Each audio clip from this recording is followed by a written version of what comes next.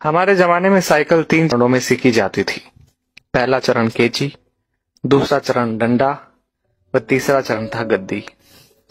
तब साइकिल चलाना इतना आसान नहीं था, क्योंकि तब घर में साइकिल बस एक होती थी जिसे पापा ही चलाया करते थे।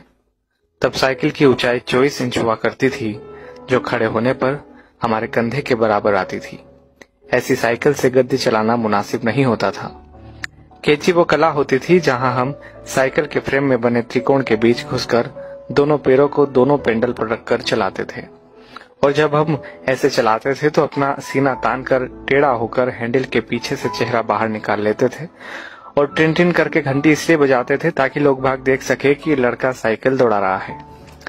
आज की पीढ़ी इस एडवेंचर से महरूम है। उन्हें नहीं पता कि 8-10 साल की उम्र में 24 इंच की साइकिल चलाना जहाज उड़ाने जैसा होता था। हमने ना जाने कितनी दफा अपने घुटने और मुंह तोड़वाए थे। और गजब की बात तो यह है कि तब दर्द भी नहीं होता था। गिरने के बाद चारों तरफ देखकर चुपचाप खड़े हो जाते थे, अपना निक्कर पोंछते हुए। अब तकनीकी ने बहुत तरक्की कर ली है। 5 साल के होते ही बच्चे साइकिल चलाने लगते हैं, वो भी बिना गिरे। 2-2 फीट की साइकिल आ गई है और अमीरों के बच्चे तो अब सीधे गाड़ी चलाते हैं। छोटी छोटी बाइक उपलब्ध है बाजार में। मगर आज के बच्चे कभी नहीं समझ पाएंगे कि उस छोटी सी उम्र में बड़ी साइकिल पर संतुलन बनाना जीवन की पहली सीख होती थी, जिम्मेदारियों की पहली कड़ी होती थी, जहां आपको यह जिम्मेदारी दे दी जाती थी कि अब आप गेहूं पिसाने लायक हो गए हैं। इधर से चक्की तक साइकिल डुगराते हुए जाइए और उधर से केची चलाते हुए घर वापस आइए।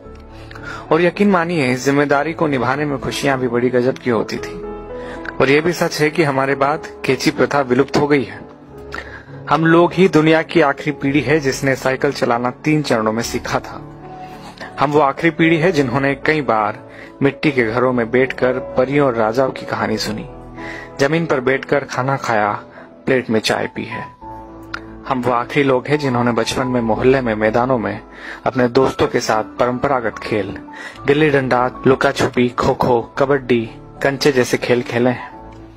हम वो आखिरी पीढ़ी के लोग हैं जिन्होंने कम या बल्ब की पीली रोशनी में होमवर्क किया है और नोवेल पढ़े हैं।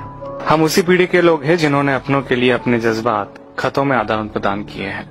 हम वो आखिरी पीढ़ी के लोग हैं जिन्होंने कूलर, एसी व हीटर के बिना ही बचपन गुजारा है। हम वो आखिरी पीढ़ी के लोग हैं जो अक्सर अपने छोटे बालों में सरसों का ज्यादा तेल लगाकर स्कूल और शादियों में जाया करते थे। हम वो आखिरी पीढ़ी के लोग हैं जिन्होंने स्याही वाली दवात या पेन से कॉपी, किताबें, कपड़े और हाथ काले नीले किए हैं। हम वो आखिरी लोग हैं जिन्होंने टीचर से खूब मार खाई है। हम वो आखिरी लोग हैं जो मोहल्लों के बुजुर्गों को दूर से देखकर नुक्कड़ से भागकर घर आ जाया करते थे। हम वो आखिरी लोग हैं जिन्होंने गोदरेज सोप की गोल डिबिया से साबुन लगाकर शेव बनाई है, जिन्होंने गुड़ की चाय पी है, काफी समय तक सुबह काला या लाल दंत मंजन या सफेद टूथ पाउडर इस्तेमाल किया है।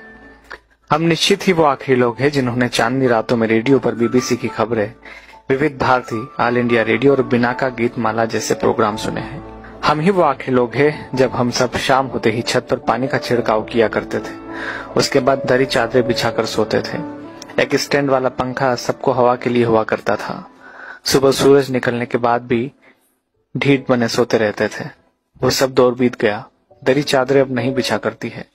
डब्बों जैसे कमरों में कूलर, एसी के सामने रात होती है, दिन गुजरते हैं। हम वो आखिरी पीढ़ी के लोग हैं जिन्होंने वो खूबसूरत रिश्तों और उनकी मिठास बांटने वाले लोग देखे हैं जो लगातार कम होते चले गए। अब तो लोग जितना पढ़ लिख रहे हैं उतना ही खुदगर्जी, अनिश्चितता, अकेलेपन व निराशा में खोते जा रहे हैं। हम ही वो खुशनसीब लोग हैं जिन्होंने रिश्तों की मिठास महसूस की है। हम एकमात्र वह पीढ़ी है जिसने अपने माँ बाप की बात हमेशा मानी है और बच्चों की भी मान रहे हैं।